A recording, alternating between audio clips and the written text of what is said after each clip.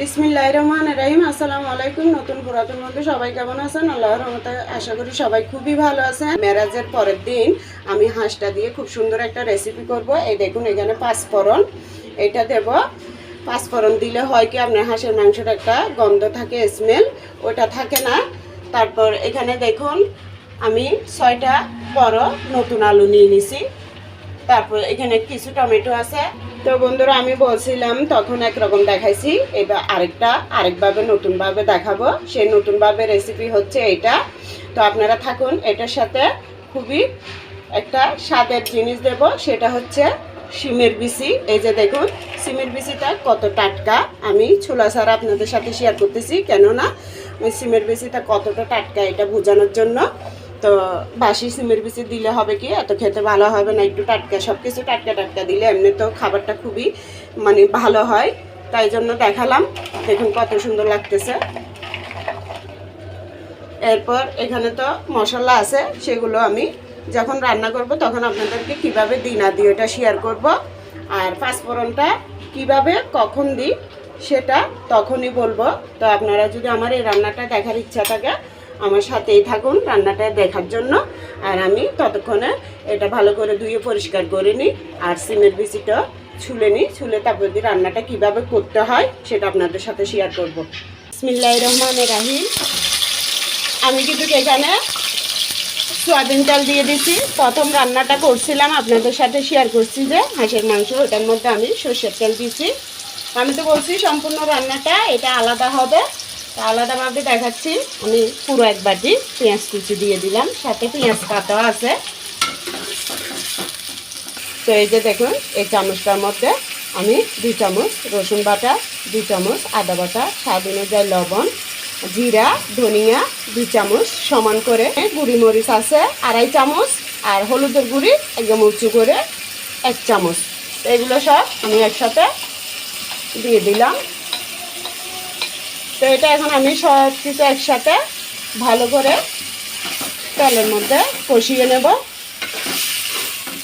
সিমের বিচিটা বন্ধুরা এখনও তুলতে পারি নাই, হাঁসের মাংসটা বসিয়ে দিয়ে তারপরে দিয়ে সিমের বিচিটা মেয়েকে নিয়ে একসাথে বসে ছুলে ফেলবো, তাড়াতাড়ি হয়ে যাবে। কারণ হাঁসের মাংস একটু কষতে সময় লাগবে, সিদ্ধ করতে তো অনেক সময় লাগে, ততক্ষণে কিন্তু চুলা হয়ে যাবে। তো আপনারা পুরো রেসিপিটা না দেখলে কিন্তু বুঝবেন না আমি কিভাবে ফুল রান্নাটা কিভাবে করি। তো ফ্রিজার চামিচটা দিয়ে একটু পানি দিয়ে দিলাম মশলাটা ভালো করে কষিয়ে নিলাম। আপনারা চাইলে আস্ত গরম মশলা একটু দিতে পারেন। আমি কিন্তু বন্ধুরা আস্ত গরম মশলা দেব, কিন্তু বেটে দেব, আমি আজকে আস্তটা দেব না। তো এখন দেখুন হাঁসের মাংস ভালো করে ধুয়ে পরিষ্কার করে নিলাম। এখানে একটা পুরো হাঁসের মাংস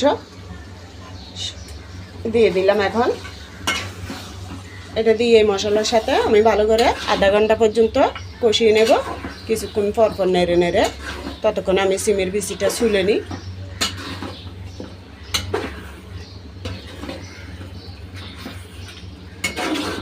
তো বন্ধুরা আপনারা যদি ভালো লাগে এভাবে করে দেখবেন। আমি যা যা মশলা দিয়ে করব আজকে, সেই মশলাগুলো দিয়ে দেখবেন খুবই ভালো লাগবে খেতে। আর সেখানে তো সিমের বিচি পড়বে।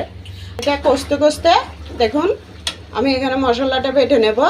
তো আস্তটা দেখালে আপনাদের একটু উপকার আসবে, তাই আস্ত মশলা আমি দেখাই। তারপর দিয়ে বাটি 5টা লং, 3টা সাদা এলাচ, 1 টুকরো সমান দারুচিনি, একটুখানি জয়ফল, জয়ত্রী ফল এতটুকু, আর তারা মশলা, এক্সট্রা তারা মশলা 2টা পাপড়ি দিলাম, 2টা কাবাব চিনি আর গোলমরিচ দিলাম।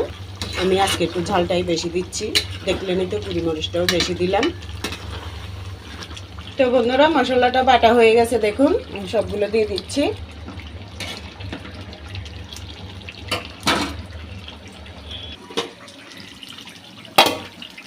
তো বন্ধুরা এভাবে হাঁসের মাংসটা আমি 20 মিনিট পর্যন্ত কষিয়ে নিলাম।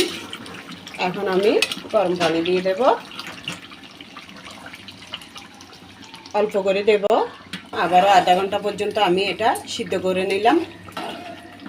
এখন আমি এরপরে এই যে আলুটা একটু হলুদ আর লবণ দিয়ে 2-1 মিনিট ভেজে নিলাম। এরপরে হাঁসের মাংসের মধ্যে দিয়ে দিলাম। এখন এটা আমি ভালো করে মাংসের সাথে আরও 2-3 মিনিট কষিয়ে নেব, যেহেতু এটা ভেজে নিছি, বেশিক্ষণ কষাতে হবে না। তো বন্ধুরা, মাংস সিদ্ধ হওয়ার জন্য যে পানিটা দিছি ও পানিটা কিন্তু দেওয়ার পরে আমি মাঝারি আঁচ থেকে একটু সামান্য আছে এতক্ষণ ধরে বসিয়ে মাংসটা কষিয়ে নিলাম। কষতে কষতে এই পর্যায়ে আসছে, দেখুন কত সুন্দর লাগতেছে। আমি কিন্তু এর মধ্যে আর কোনো পানি দিই নাই। এই তো বন্ধুরা, আমি পাঁচফোড়ন দেখাইছি যে চামচে করে, ওইটা একটু ভেজে নিচ্ছি।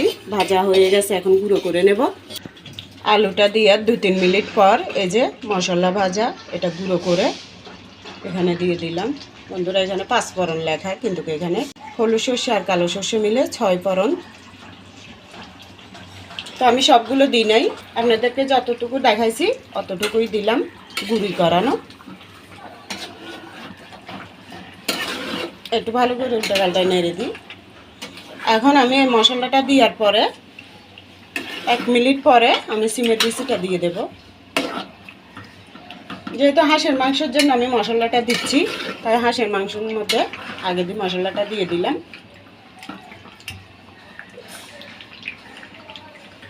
রান্না করতেছি পর্যন্ত বন্ধুরা আমার সুন্দর সুগন্ধ বের হয়েছে রান্নাটার। এখন এই যে মশলার পাঁচফোড়নটা দেওয়ার পরে দেখি যে আরও একটা সুন্দর স্মেল বের হয়েছে, খুবই ভালো লাগতেছে। তো এই তো এখন আমি দিয়ে দেব সিমের বিচিগুলো ধুয়ে পরিষ্কার করে নিলাম। এটা দেওয়ার পর আমি ভালোভাবে আবারও মাংস, আলু, বিচি শুদ্ধ মিলে একসাথে 5 মিনিট পর্যন্ত এভাবে আরও 5 মিনিট কষিয়ে নেব। মিনিট পর্যন্ত বিচিটা দেওয়ার পরে আমি এভাবে নেড়ে নেড়ে কষিয়ে নিলাম। কেমন হয়েছে আপনারা দেখেই বুঝতেছেন। 3টা টমেটো, 10টা কাঁচামরিচ দিয়ে দিলাম। যেমনি দেখতে কিন্তু খুবই ভালো লাগতেছে বন্ধুরা, খেতে কিন্তু অসাধারণ হবে মাশাআল্লাহ। তো সিমের বিচি দিয়ে নতুন আলু দিয়ে হাঁসের মাংসর রান্নাটা আপনাদের কেমন লাগলো কমেন্টে জানাবেন।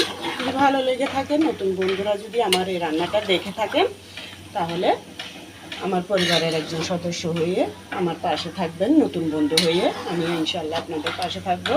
আর আমার পুরাতন বন্ধুদের, আপুদের অসংখ্য ধন্যবাদ। যতটুকু আমার পানি দেওয়ার ইচ্ছা আছে আমি ততটুকু দিয়ে দিলাম। তো আপনারা আরেকটু বাড়িয়ে কমিয়েও দিতে পারেন। এই পানিটা দেওয়ার পরে আমি 2-3 মিনিট পর্যন্ত রান্না করব। এই তো বন্ধুরা দেখুন বিচিটা কিন্তু হয়ে গেছে। আমি বেশি নরম করে ফেলবো না, কারণ এটা এভাবে ঠান্ডা হতে হতে কিন্তু এটা আরও নরম হয়ে যাবে, মানে সিদ্ধ হয়ে যাবে। সেই সাথে আমি একটু ধনিয়া পাতা দিয়ে দিলাম। রোজা রাখছি, তাই কিন্তু মেয়েরাজের রোজা রাখার কারণে লবণটা আমি দেখতে পারলাম না। মেয়ে দেখছে লবণ টবণ সব ঠিকঠাক আছে। মেয়ে বলতেছে যে খুবই ভালো লাগছে মুখে। আমি প্রথম রান্নাটা আপনাদেরকে দেখাইছি যে রান্না করে হাঁসের মাংসের, ওইটা কিন্তু একদম শুকনো শুকনো করছি। ওইটা আর এইটা সম্পূর্ণ আলাদা প্রসেসে রান্না করছি আমি। তো ভালো লাগলে আমার ওই রান্নাটাও দেখে নিতে পারেন। খুবই মজার, খুবই স্বাদের 2টা রান্না করে দেখালাম। এটা কিন্তু শুকালে আরও ঘন হয়ে যাবে, তা আমি ঝোলটা আজকে একটু বেশি রাখলাম, তেমন বেশিও না। তো সবাই ভালো থাকবেন। আল্লাহ হাফেজ, আসসালামু আলাইকুম।